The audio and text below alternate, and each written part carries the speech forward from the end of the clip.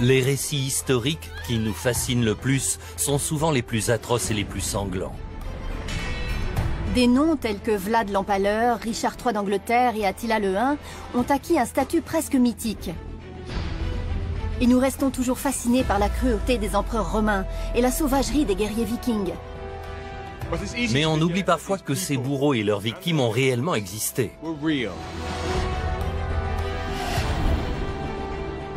Et que ces histoires sont souvent plus compliquées qu'il n'y paraît. Je m'appelle Joe Crowley, je suis journaliste et enquêteur.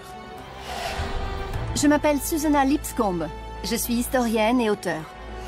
Ensemble, nous cherchons à percer les secrets des personnages et des événements les plus tristement célèbres de l'histoire.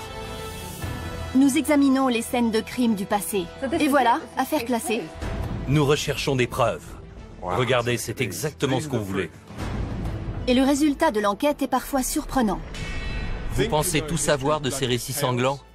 Détrompez-vous.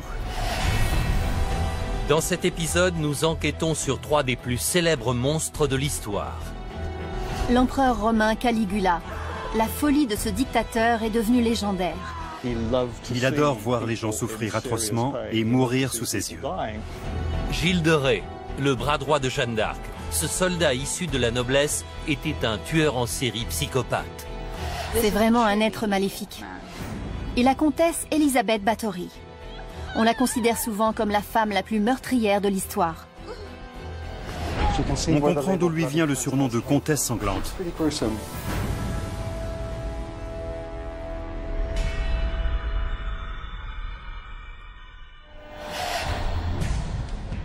Dans le palais impérial de Rome, un jeune noble est fouetté à mort, sous les yeux ravis de l'empereur Caligula. Les gardes obligent le père de la victime à regarder ce supplice, puis à participer à un banquet festif en compagnie de Caligula. Ce n'est qu'une des nombreuses anecdotes qui parsèment le règne dépravé de l'empereur fou. Il oblige des hommes et des femmes de haut rang à coucher avec lui. Il dissout des perles inestimables dans du vinaigre avant de le boire. Et il menace de donner à son cheval une place dans le gouvernement. Cette légende de tyran fou reflète-t-elle la réalité? Et si c'est le cas, comment a-t-il pu devenir un tel monstre? En l'an 31 après Jésus-Christ, l'Empire romain continue de s'étendre sous le règne du grand-oncle de Caligula, l'empereur Tibère. Depuis plusieurs années, il a quitté Rome pour s'installer sur une petite île à 270 km au sud.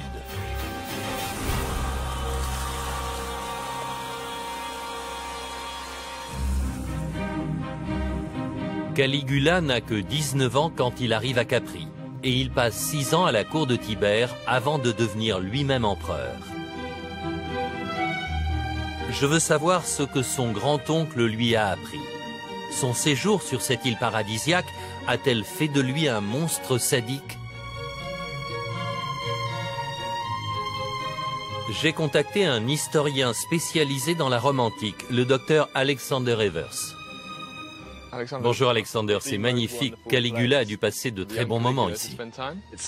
Oui, mais cet environnement n'était pas aussi tranquille à l'époque. Si l'empereur Tibère s'est retiré ici, c'est parce qu'il voulait fuir Rome. Il était devenu paranoïaque.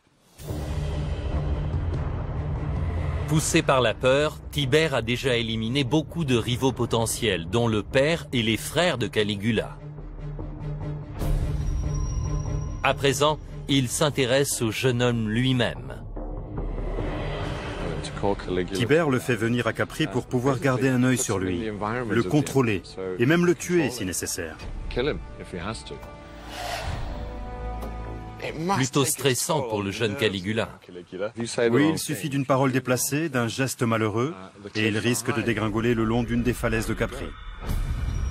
Pour Caligula, ce n'est pas un paradis, mais une véritable prison. Tous ceux que Tibère considère comme des menaces potentielles sont jetés à la mer. Mais Caligula parvient à survivre à cette hécatombe et se forge le caractère au contact d'un empereur qui ne connaît aucune limite. Tibère se déchaîne de plus en plus. Selon certaines sources historiques, il ordonne qu'on envoie des jeunes garçons et des jeunes filles courir dans les bois, comme des nymphes, et qu'ils se mettent à copuler dans tous les sens, pour que l'empereur puisse profiter du spectacle quand il se promène. On voit bien d'où viennent certaines des pratiques de Caligula. En 37 après Jésus-Christ, Tibère meurt à l'âge de 79 ans. Comme il n'a aucun héritier direct encore en vie, c'est son petit-neveu Caligula qui est nommé empereur. Il retourne à Rome pour prendre ses fonctions d'homme le plus puissant du monde, après avoir passé 6 ans d'apprentissage auprès d'un monstre dépravé. Et en plus, il est paranoïaque à cause des assassinats qui ont décimé sa famille. On imagine sans peine que lorsqu'il quitte cette île pour devenir empereur, Caligula est mentalement déséquilibré.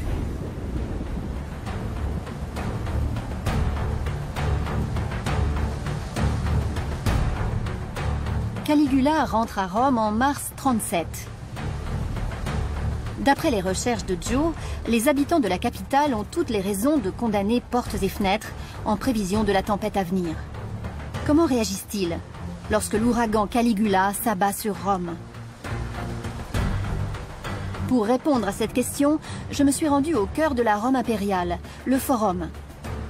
J'ai rendez-vous avec le professeur Andrew Wallace Adrill, un spécialiste du règne de Caligula.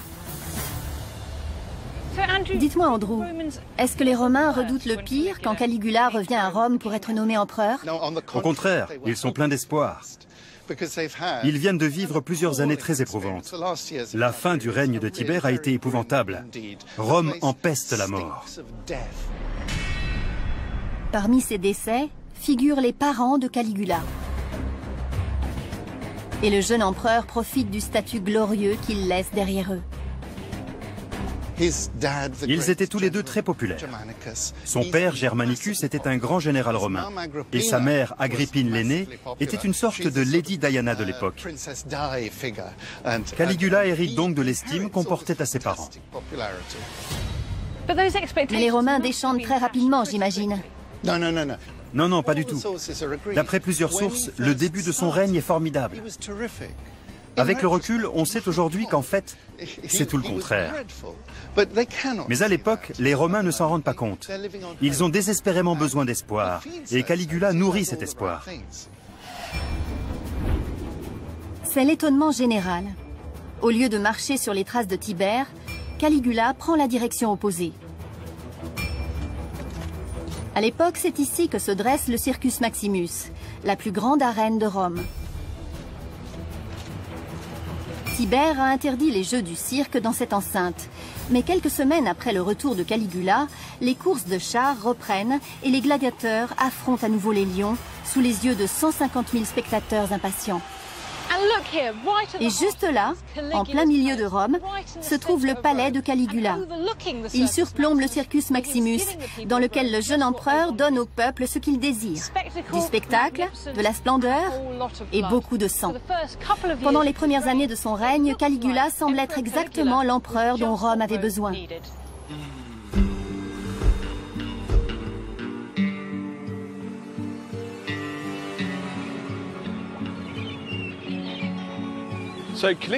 L'éducation de Caligula semble lui avoir fourni tous les ingrédients pour devenir un tyran sans pitié. Et pourtant, lorsqu'il accède au pouvoir, ce n'est pas du tout ce qui se passe.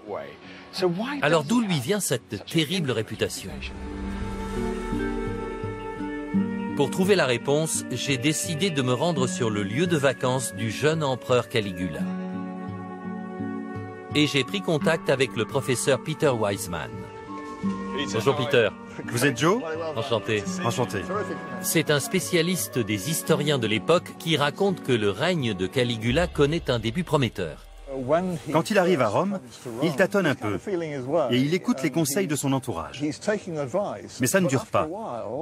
Il faut voir les choses en face. Personne ne dit à Caligula ce qu'il doit faire. C'est un changement progressif, alors petit à petit on voit émerger le vrai Caligula. Exactement. Sa véritable nature est présente en lui dès le début. D'après Peter, le vrai Caligula est un tyran cruel qui adore se mettre en valeur. C'est ce que les Romains découvrent avec stupeur 2 ans après son couronnement. Le titre de César est censé lui conférer un statut divin et des pouvoirs supérieurs à quiconque. Pour revendiquer cette puissance, il décide de construire une route sur l'eau. Il réquisitionne tous les navires marchands qu'il peut trouver, il les dispose en ligne ici, et il fait construire une route pavée par-dessus, pour former un immense pont. Et il fait tout pour que ça ressemble à une vraie route. Selon plusieurs sources, il traverse plusieurs fois cette route flottante de 5 km de long, debout sur un char et déguisé en Dieu. Ensuite, il organise une fête au milieu de la route. Mais les divertissements sont plutôt sadiques. Il a l'idée de jeter quelques personnes à l'eau, pour s'amuser. Et quand ces pauvres gens essaient de remonter sur le pont, Caligula ordonne à ses soldats de les repousser avec des gaffes pour qu'ils se noient. Il aime beaucoup ce genre de plaisanterie. Et ça ne le dérange pas qu'elles entraînent la mort des personnes concernées. Au bout de 2 ans de règne, Caligula se déchaîne sans aucune retenue. On trouve chez les historiens de l'époque d'innombrables récits de débauche et de violence. Il assiste à des tortures et des exécutions tout en prenant son repas. Il adore voir les gens souffrir atrocement et mourir sous ses yeux. Est-ce uniquement une soif de sang ou est-ce qu'il commet d'autres actes d'humiliation? Il en commet beaucoup d'autres.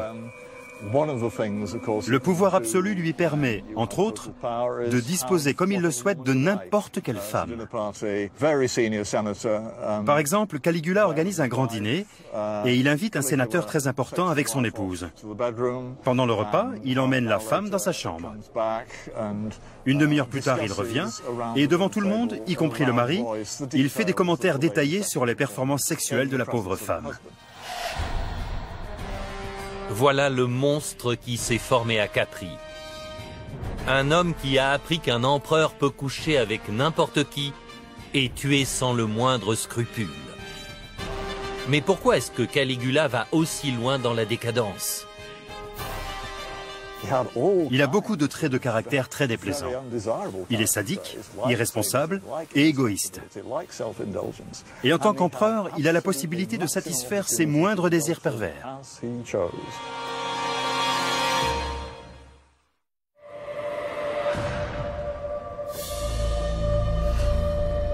Deux ans après avoir acclamé son retour à Rome, les habitants vivent dans la crainte de Caligula. Mais heureusement pour eux, cette terreur s'achève aussi soudainement qu'elle a commencé.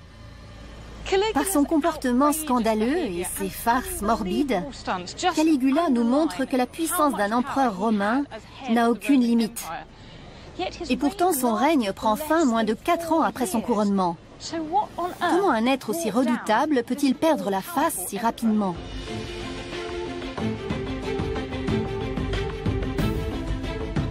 Je vais de nouveau à la rencontre du professeur Andrew Wallace Adrill. Il m'a donné rendez-vous dans une vieille église, ou plutôt en dessous.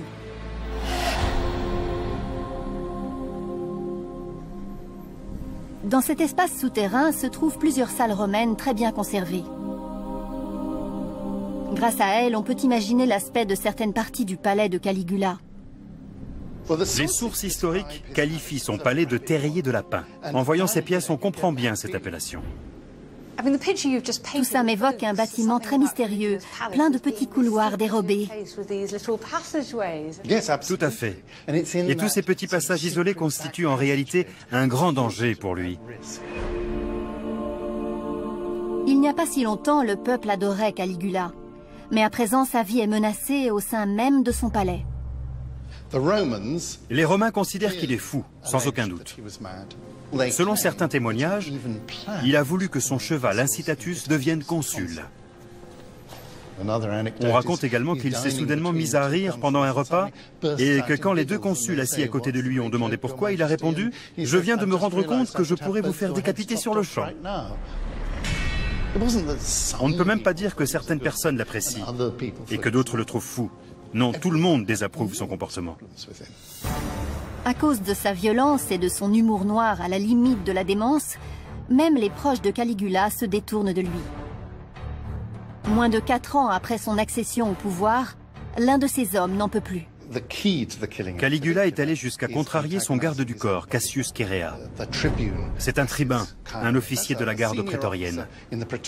Et en plus, c'est l'un des tortionnaires à son service. Si un empereur ne peut pas se fier à ses bourreaux, à qui peut-il se fier?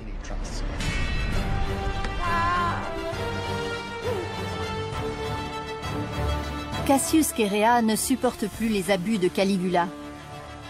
En janvier 41, il a l'opportunité d'y mettre fin. L'empereur rentre chez lui après une soirée au théâtre. C'est un pur hasard. Caligula aurait pu emprunter différents itinéraires, mais il est passé par un petit chemin sombre. Cassius Chaerea saisit cette occasion. Il se glisse juste derrière l'empereur et il le frappe violemment derrière la tête.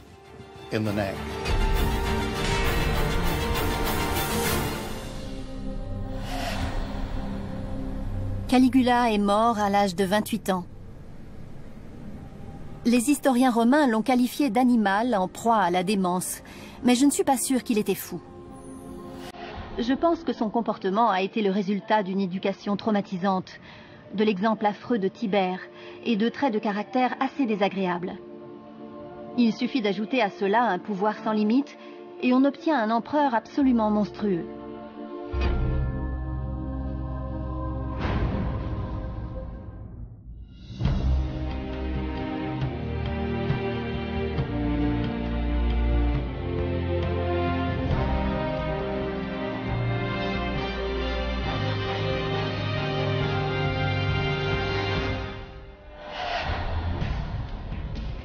Voici le château de Tiffauges, dans l'ouest de la France. Le richissime aristocrate Gilles de Rais a convié dans ses appartements privés un jeune garçon appelé Jean. Il promet de lui confier un emploi au château. Mais en réalité, Jean n'a plus que quelques minutes à vivre. Il est sur le point de rejoindre les dizaines de jeunes garçons décapités par Gilles de Rais qui conservent les têtes de ses victimes pour les comparer les unes aux autres. C'est le meurtrier lui-même qui avoue ses crimes. Cette confession fait de lui un monstre légendaire aux yeux du monde, et on l'associe au personnage de Barbe Bleue. Pourquoi l'un des hommes les plus riches de France est-il devenu un tueur d'enfants? Ou bien n'est-il qu'un affabulateur qui prend plaisir à inventer des histoires sanglantes?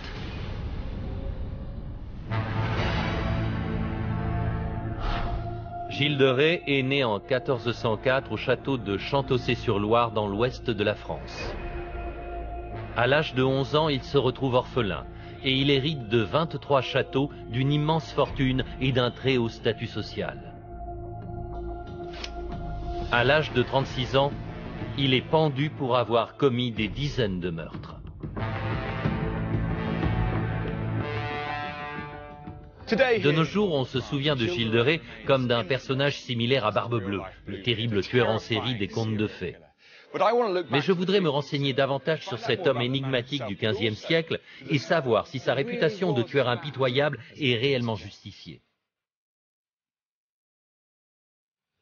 Voici la cathédrale de Reims. Pendant des siècles, c'est ici que les rois de France sont couronnés. En 1429, Gilles est présent lors du couronnement de Charles VII et il a même le privilège d'apporter l'huile sainte. Mais pourquoi?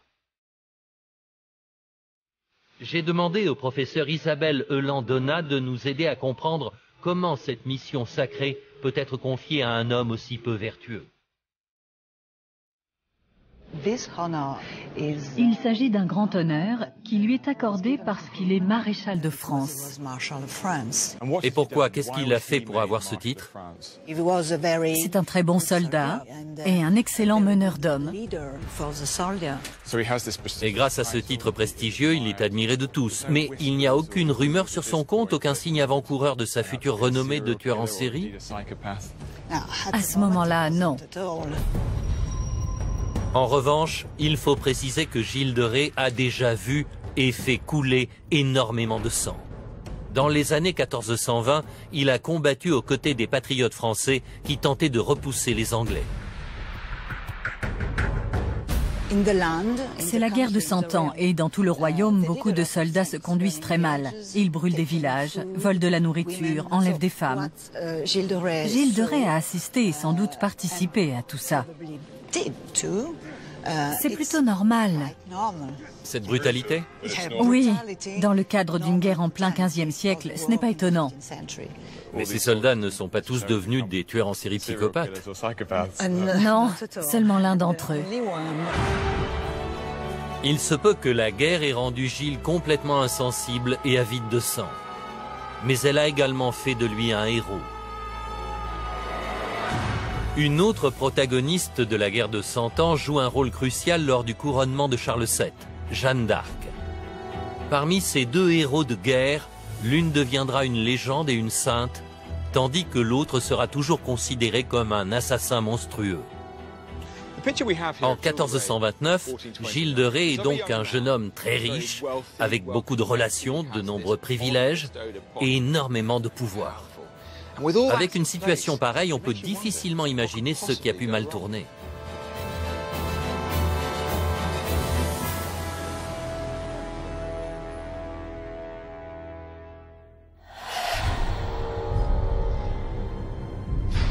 D'après les recherches de Joe, en 1429, Gilles de Rais a tout ce qu'il peut désirer. Mais 11 ans plus tard, tout a changé. Au cours d'un procès qui a lieu au château de Nantes en 1440, il est accusé du meurtre de plus de 100 jeunes garçons. Je veux comprendre comment Gilles de Rais a pu passer de héros de guerre à tueur d'enfants. Peut-être que le compte-rendu du procès nous permettra d'éclaircir ce mystère.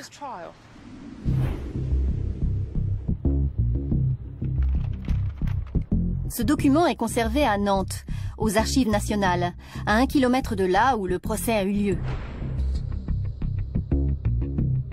Toutes les informations relatives à cette affaire ont été retranscrites, y compris le témoignage le plus crucial. Au cours du procès, Gilles de Rais prend la parole en personne. Et j'ai ici le texte de sa confession. Voyons ce qu'il a à dire pour sa défense. D'après ce texte, le juge lui demande le lieu et la date de son premier meurtre. Gilles répond que cet événement a eu lieu au château de Champtocé-sur-Loire. C'était l'année de la mort de son grand-père, donc en 1432. Gilles a alors 28 ans et il a renoncé à faire la guerre. Mais il n'a pas cessé de tuer pour autant. D'après ce passage, il a tué et fait tuer un très grand nombre d'enfants.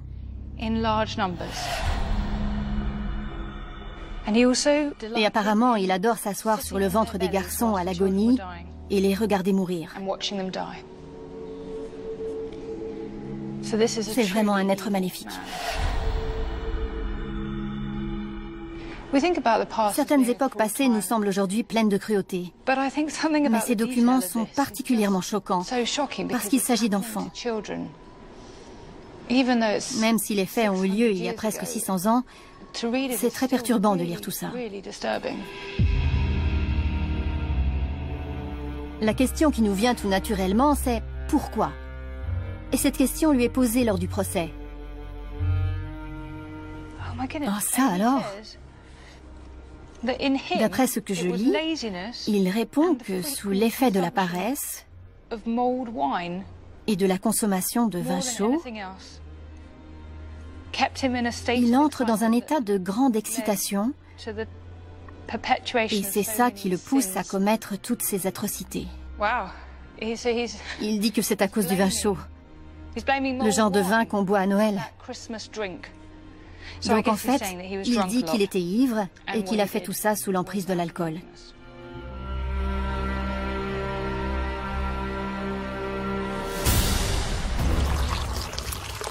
Nous connaissons maintenant l'excuse que Gilles a évoquée pour justifier ses crimes. Mais je veux étudier plus en détail l'esprit de ce personnage monstrueux. Je me rends dans l'un des nombreux châteaux de Gilles de Rais pour y rencontrer le professeur Mattei Casacu. Mattei, bonjour, ça va? Bonjour Joe. Dans sa formidable biographie de Gilles de Rais, il s'appuie sur la psychologie moderne pour tenter d'expliquer son comportement. En particulier, cet aristocrate meurtrier a fait construire ici même une chapelle pour de jeunes choristes très talentueux. Gilles met en place un chœur, composé de jeunes garçons qui chantent uniquement pour lui. C'est très paradoxal. C'est une sorte de dédoublement de la personnalité. D'un côté, il aime vraiment ses enfants, qui chantent comme des anges pour lui. Mais d'un autre côté, il a pour habitude de tuer des garçons du même âge, entre 7 et 15 ans. On raconte que les serviteurs de Gilles ont brûlé les dépouilles de 30 ou 40 enfants ici même, avant de les jeter dans les douves du château. C'est terrible. De nos jours, est-ce que Gilles serait considéré comme un psychopathe? Pour le FBI et les spécialistes, oui. On parle d'un tueur en série organisé et d'un psychopathe. Mais ils sont incapables d'expliquer les causes de ce comportement. Pas plus que Gilles, d'ailleurs. Lors du procès, on lui demande « Pourquoi avez-vous fait ça ?» Et il répond « Il n'y a rien à comprendre, rien à expliquer. Je suis comme ça. » Et cette absence de raisonnement logique est typique de ce genre de maladie mentale. Gilles a toutes les caractéristiques d'un tueur en série organisé et psychopathe. Il a servi dans l'armée où sa soif de sang est passée inaperçue. Les têtes d'enfants qu'il garde lui servent de trophée et il commet ses meurtres de manière préméditée et régulière. Un chasseur a besoin de bons rabatteurs. Parfois, Gilles demande à ses gardes ou à ses serviteurs de lui amener un jeune garçon. Alors ils sortent du château à la recherche d'une proie, par exemple des petits mendiants, et ils ramènent 1 ou 2 enfants à Gilles. C'est déjà dangereux d'être tout puissant, d'être au-dessus des lois, mais quand on est en plus un psychopathe, c'est inimaginable. C'est une terrible combinaison. Pendant des années, Gilles de Rais commet ses crimes atroces en toute impunité. Cette situation est sans doute très dure à vivre pour les gens qui habitent près du château. Machecoul est un petit village tranquille peuplé de familles ordinaires. Mais ils sont tous soumis à l'autorité maléfique du maître du château, tandis que des hommes de main kidnappent régulièrement des enfants innocents qui ne reverront plus jamais la lumière du jour.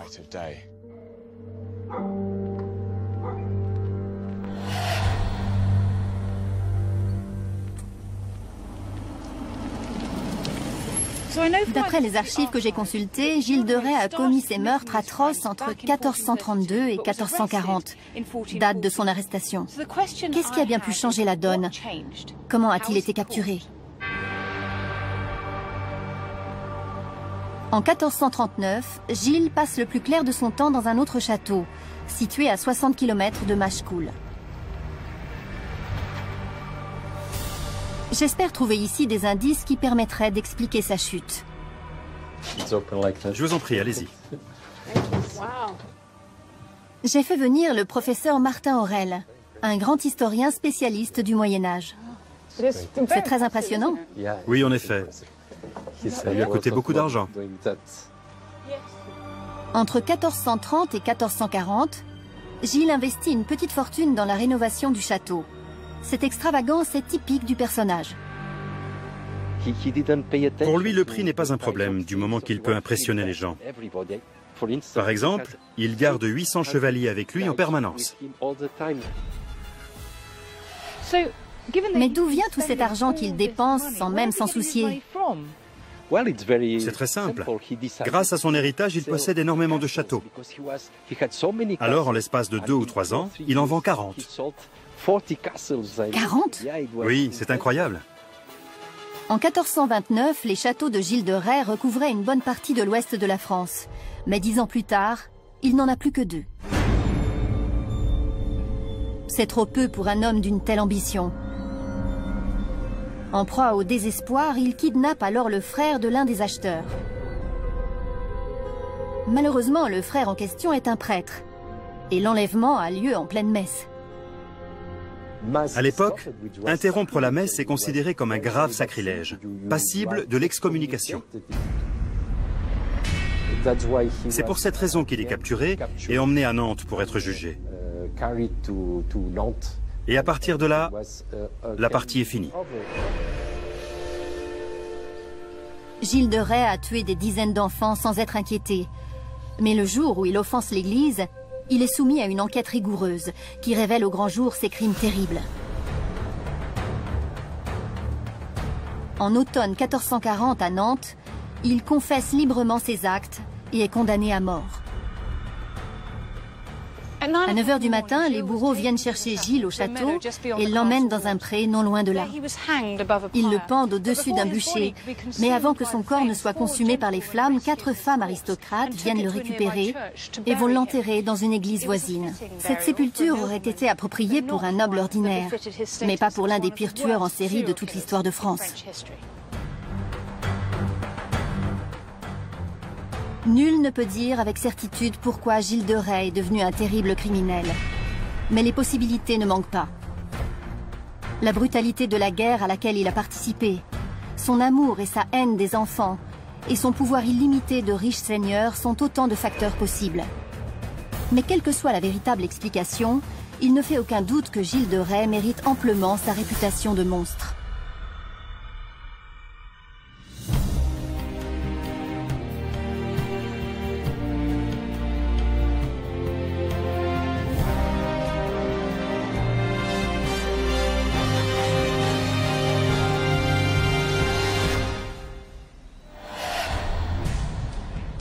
Notre histoire suivante se passe en Hongrie en plein hiver. La comtesse Elisabeth Báthory, une veuve de 50 ans, fait venir l'une de ses nombreuses servantes et ordonne qu'elle soit marquée au fer rouge. La jeune fille n'y survivra pas. D'après les registres, Elisabeth Báthory est l'une des femmes les plus meurtrières de l'histoire. En tout, on lui attribue la mort de plus de 600 jeunes filles. Certains vont jusqu'à la qualifier de vampire et l'appellent comtesse Dracula.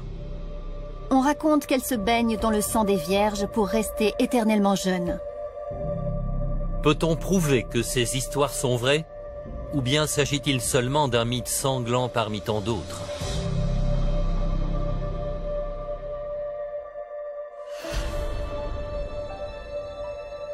En 1610, la Hongrie est un royaume divisé en deux. Les Turcs occupent le sud et les riches aristocrates dominent le nord. Les pauvres, quant à eux, vivent dans un quasi-esclavagisme. On les appelle des serfs.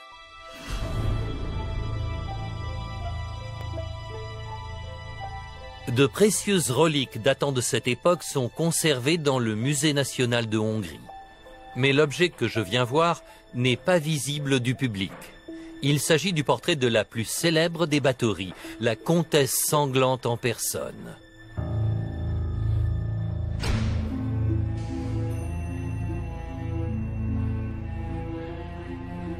C'est dans cette salle que les responsables du musée entreposent certains tableaux. Il y en a des dizaines et le portrait d'Elisabeth Báthory trône tout au fond. À première vue, c'est un portrait aristocratique très classique. Son visage est très détendu. Je ne vois aucun signe qui pourrait suggérer qu'il s'agit d'une tortionnaire, d'une tueuse sans pitié. Il faut vraiment beaucoup d'imagination pour voir sur ce tableau le monstre qu'on décrit souvent. Et à vrai dire, cette histoire de vampire a davantage sa place dans un film d'horreur des années 60 que dans un livre d'histoire. Il est temps de mener l'enquête.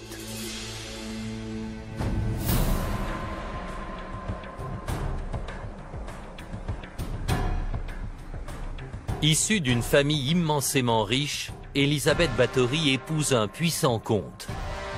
À la mort de ce dernier en 1604, elle se retrouve propriétaire de nombreux domaines à travers tout le royaume de Hongrie.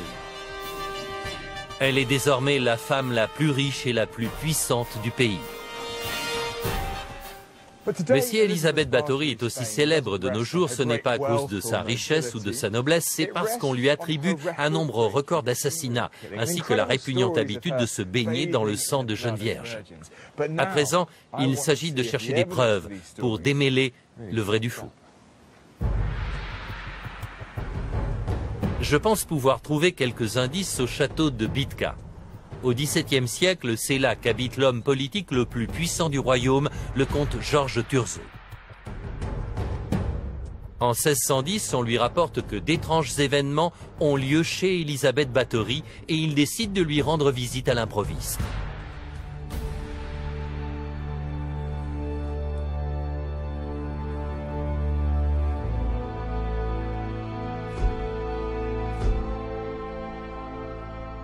C'est fascinant. J'ai ici une lettre que le comte Thurzo a écrite à sa femme. Voilà ce qu'il raconte. En arrivant chez la comtesse, il découvre une jeune fille morte et une autre qui est en train de mourir à cause de blessures infligées pendant la torture. Il voit également une troisième jeune fille que la comtesse garde enfermée dans le but de la torturer plus tard. C'est incroyable. Ce document authentique contient le témoignage personnel du comte Thurzo sur ce qu'il a vu de ses propres yeux. Pour l'instant, personne ne se baigne dans du sang, mais les informations contenues dans cette lettre sont déjà très déterminantes.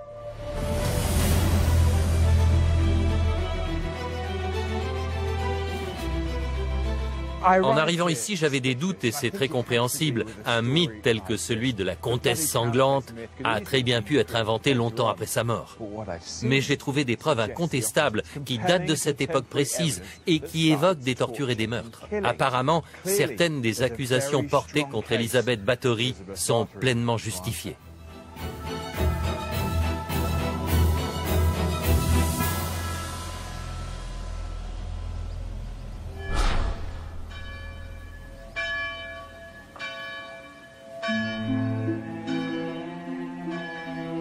La célèbre visite de Thurzo chez la comtesse a eu lieu dans ce petit village il y a 400 ans.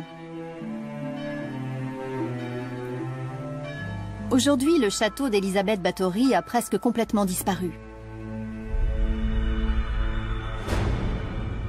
Mais l'historien Grémy Murdoch m'emmène dans ce qui reste de l'édifice, à savoir la cave. C'est ici qu'a eu lieu l'interrogatoire des domestiques de la comtesse. Et certains témoignages sont difficiles à croire. Apparemment, elle avait ordonné qu'on abandonne plusieurs servantes dehors, dans la neige, et qu'on les recouvre d'eau froide pour qu'elles gèlent. D'autres récits mentionnent l'usage du feu et des objets métalliques brûlants appliqués sur la peau des jeunes filles.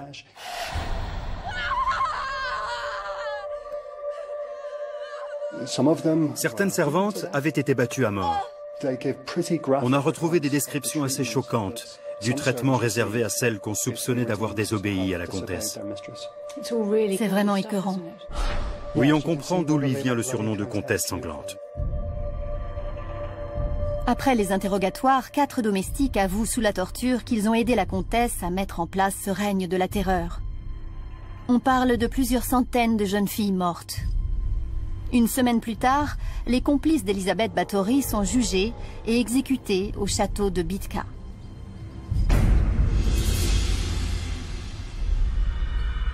Mais la comtesse elle-même n'est pas convoquée au procès. Pourquoi est-ce qu'elle ne comparaît pas? Du point de vue des autorités, cette affaire gênante pour la noblesse doit se conclure rapidement. Les preuves sont là, les coupables ont été punis et la comtesse est en prison. C'est suffisant. Elisabeth Báthory est emprisonnée à vie dans son propre château et ses terres sont léguées à des membres de sa famille. Par une étrange coïncidence, ses bénéficiaires sont des proches du comte Thurzo, de même que les témoins de ce procès apparemment truqué.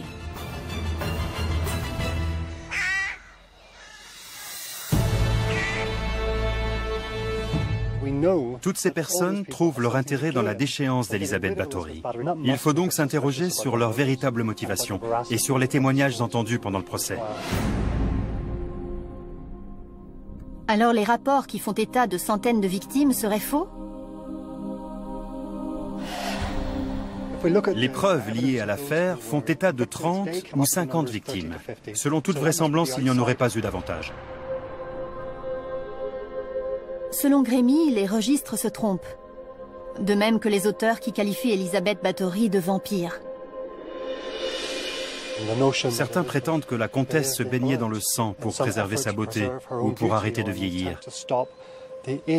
Actuellement, aucun élément ne justifie cette affirmation. Mais c'est une anecdote pittoresque. Les preuves retenues contre Elisabeth Báthory ont été obtenues sous la torture et elle n'a pas été officiellement jugée. Notre connaissance des faits réels est donc incomplète et les mythes se sont développés pour combler les vides. Il faut peut-être que nous allions encore plus loin dans notre enquête. À quelles preuves et à quels témoignages peut-on vraiment se fier ?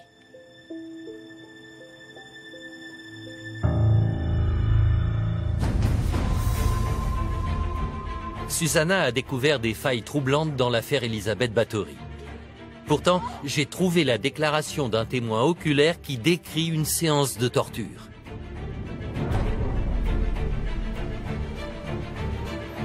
Pour trouver une explication à ces éléments contradictoires, je me rends aux Archives nationales de Hongrie. C'est ici que l'historien Gábor Várkonyi a passé en revue des centaines de témoignages liés à l'affaire Báthory. Je suis Joe, enchanté. Enchanté. Et il en a tiré une conclusion surprenante. Je pense qu'elle était innocente. Selon moi et certains de mes collègues, le personnage historique d'Elisabeth Báthory ne correspond pas à la description maléfique qu'on en fait. Regardez cet objet. Qu'est-ce que c'est d'après vous? C'est un peu effrayant. Un instrument de torture? Cet objet provient du musée médical de Hongrie. D'accord. C'est un instrument conçu pour soigner les gens par la brûlure, en cautérisant les plaies, pour arrêter le saignement. D'après Gábor, la majorité des tortures décrites par les témoins sont en réalité des interventions médicales. La comtesse ne veut pas tuer ses domestiques, mais les sauver au contraire. Et le comte Turzo, quand il arrive chez Elisabeth Báthory, il trouve une fille morte et une autre mourante. Ce sont des preuves solides. On ne sait pas pourquoi cette fille est mourante. Elle est peut-être malade. Mais personne ne cherche à savoir ce qu'elle a. Et son témoignage n'est mentionné nulle part dans le procès. C'est étrange que la principale concernée n'ait rien à dire sur ce qui lui arrive.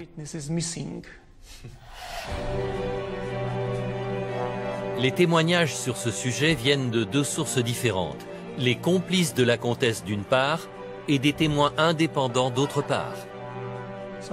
Voici les personnes en question. Gábor a découvert que les 7 personnes qui ont fourni les témoignages les plus accablants étaient d'anciens domestiques de Báthory. Il pense que ce sont eux qui ont lancé les rumeurs de la comtesse sanglante. Plusieurs théories affirment qu'Elisabeth Báthory a été victime d'une conspiration. Si c'est le cas, je pense que ces 7 personnes en sont probablement à l'origine. Une fois la rumeur lancée, tout le monde s'empresse de la croire. Turzo se débarrasse ainsi d'une puissante rivale locale, et la famille d'Elisabeth récupère ses terres. Il reste un dernier problème, les confessions des complices de la comtesse. On sait que ces confessions ont été obtenues sous la torture. Dans ces cas-là, la douleur est tellement forte qu'au bout d'un moment, les accusés avouent tout ce que les enquêteurs veulent entendre. Donc pour vous, ces témoignages ne sont pas valables? Exactement. Et vous pensez vraiment qu'elle était complètement innocente? Il n'y a pas eu 650 meurtres, ni même 50 ou 30, et pas la moindre torture. J'en suis sûr. D'après Gábor et certains de ses collègues, cette affaire est une immense escroquerie. Plusieurs cas de maladies, de morts prématurées et de violences qui étaient monnaie courante chez les domestiques ont été utilisés pour créer un personnage de monstre. Et la comtesse n'a même pas eu l'occasion de se défendre. De toute évidence, c'était une époque très rude. Mais si Gabor a raison, et si l'histoire terrible et fascinante d'Elisabeth Báthory n'est qu'un mythe sanglant, alors cette conspiration a berné les historiens pendant des siècles.